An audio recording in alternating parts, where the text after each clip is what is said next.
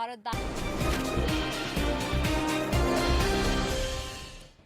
Welcome back. The Punjab pot boiler continues months ahead of the elections. Navjot Singh Sidhu has declared that he has taken back his resignation as the Punjab Congress chief. But he stepped up his attack on Chief Minister Channi over the state's Advocate General APS Deol. Sidhu said that he will only resume work once a new state AG is appointed. In fact, Deol's appointment was one of the primary reasons why Sidhu had suddenly resigned as PCC chief in September. कि Congress president Rahul ji और प्रियंका जी दे सिपाही ने अपना अस्तीफा वापस लिया. I have taken back my resignation and I categorically state कि जिस दिन नवे एडवोकेट जनरल बन गए और नवा पैनल आ जाएगा, मैं जाके ऑफिस अपना चार्ज संभाला. It was not any personal ego. यह हर पंजाबी दे साफे का सवाल सी, जागदी जमीर का सवाल सी, पंजाब दी अंतर आत्मा का सवाल सी और सच पुछो यह पार्टी दे वकार का सवाल सी. Senior editor Pallavi Ghosh is now joining us with more on this. Pallavi, why is Sidhu taking back his resignation as a relief for the Congress, even when he continues to attack the sitting chief minister after having attacked Amrinder Singh in the past? It's only embarrassing for the Congress party, isn't it?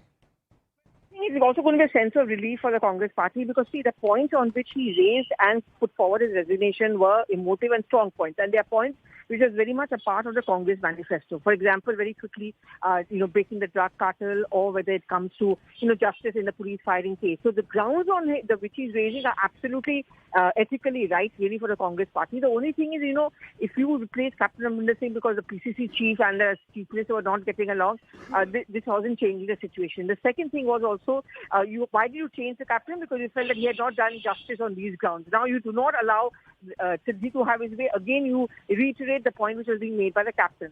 So I think it comes as a kind of relief both for the Congress party, frankly speaking, even for Navjot Singh Sidhu. There were no other options also, the Aam Aadmi Party or the BJP. Also, he is now, coming back on a stronger ground. For example, the resignation of the AG and the points which he raised consistently during his press conference.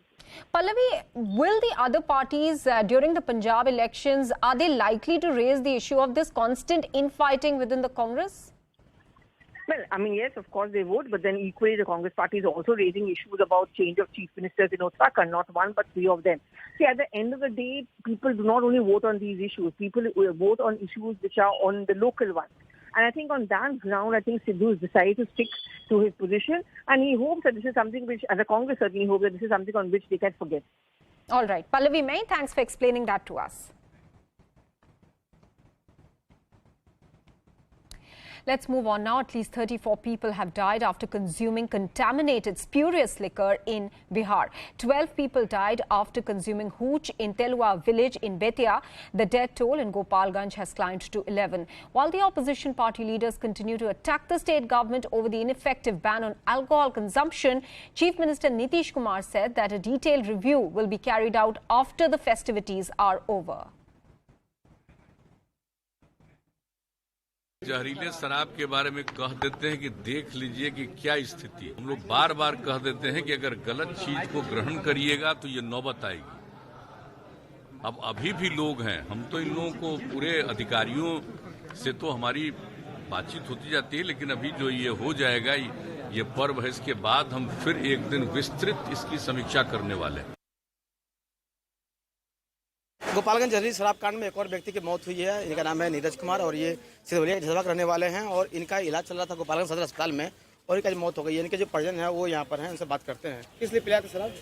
कुछ चुनाव को लेकर के पिलाया गया था या किस? नहीं, ये 4 महीना से थे, जेल में थे. दारू मामला में पकड़ाए थे किसी गाड़ी के साथ. गाड़ी ड्राइवर हैं, निकले तो घर गए, नहाए धोए. उसका हित मित मिला, 2-4 को बोला कर लेकर चला गया.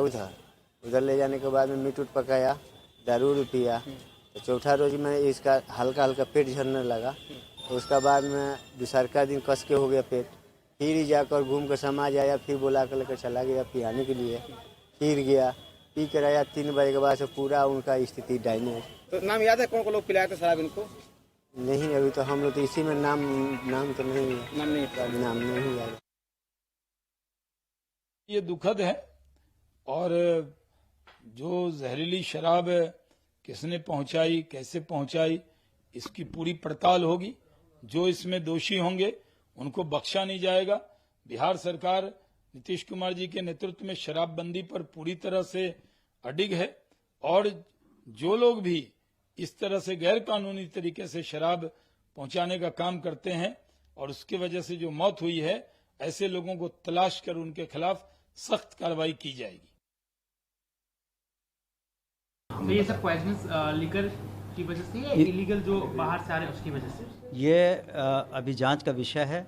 पोस्टमार्टम और विस्तार रिपोर्ट आने के बाद हम स्पष्ट रूप से कह पाएंगे, लेकिन संभावना तो निश्चित है रूप से है कि ये जहरीली शराब से संभावना है। कितने एडमिट है सर, उसको भी कुछ इन्फॉर्मेशन? वो हम लोग जांच, कुछ लोग एडमिट हैं लेकिन उनकी स्थिति ठीक है। हम लोग ये तो अलग अलग जगहों पर जब इस तरह की बात होती है तो एक जगह तो कोई अपना इलाज कराने जाता नहीं है, तो हम लोग जगह जगह इससे पता कर रहे हैं कि उनकी इलाज कहाँ।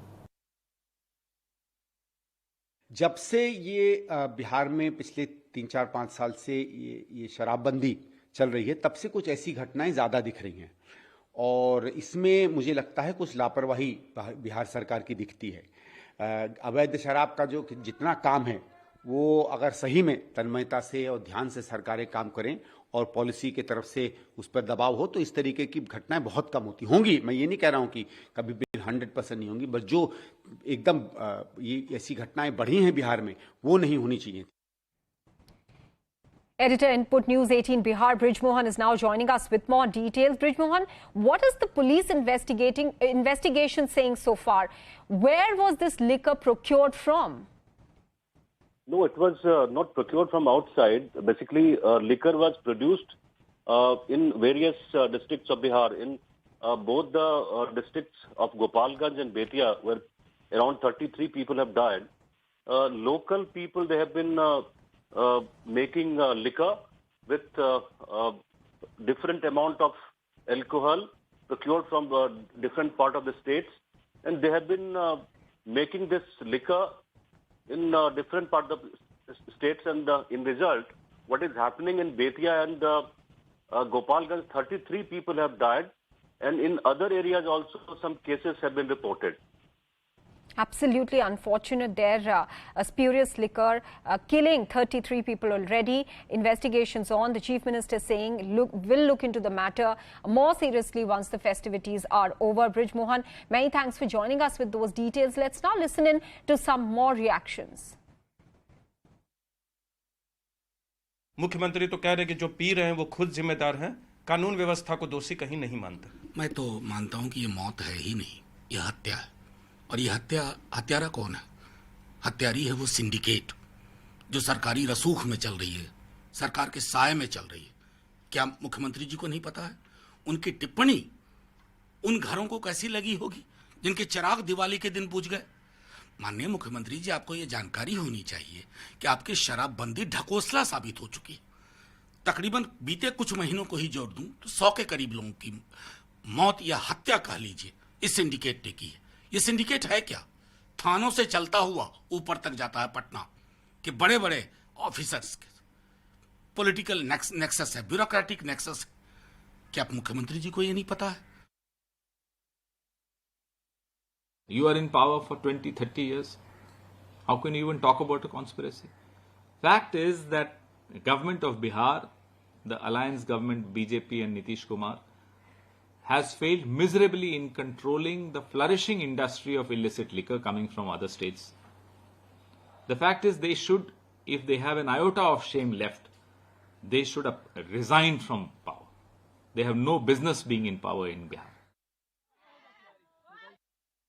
देखिए, बिहार में शराबबंदी है और शराबबंदी का मतलब है कि पूर्ण शराबबंदी। किसी भी तरह के खरीद बिक्री पर रोक है, इसके सेवन पर रोक है और सार्वजनिक रूप में जो भी पकड़े जाते हैं उनके खिलाफ कानून के तहत कार्रवाई होती।